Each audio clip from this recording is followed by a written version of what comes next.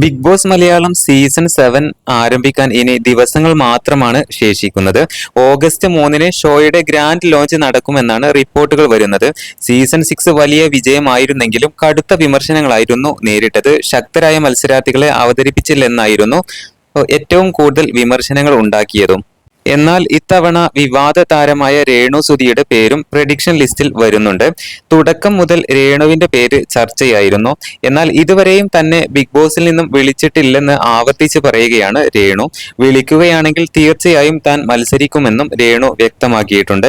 Social media ചർച്ചകളിൽ നിറഞ്ഞു നിൽക്കുകയാണ് അന്തരിച്ച മിമിക്രി താരം കൊല്ലം സുധിയുടെ ഭാര്യയായ രേണു. ഇപ്പോൾ രേണു ഷോയിൽ എത്തിയാൽ കടുത്ത മത്സരം കാഴ്ചവെക്കാൻ സാധിക്കുമെന്നാണ് ബിഗ് ബോസ് അനലിസ്റ്റുകളുടെ പലരും ചൂണ്ടിക്കാണിക്കുന്നത്. ഏറ്റവും കൂടുതൽ വിവാദങ്ങൾ സൃഷ്ടിച്ച ഒരു സീസൺ ആയിരുന്നു ബിഗ് ബോസ് മലയാളം സീസൺ 6.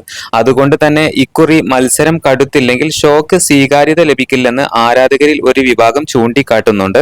ഇത്തവണ ശക്തരായ മത്സരാർത്ഥികൾ തന്നെയായിരിക്കും ബിഗ് ബോസ് മലയാളം സീസൺ 7-ൽ നമുക്ക് കാണാൻ സാധിക്കുക.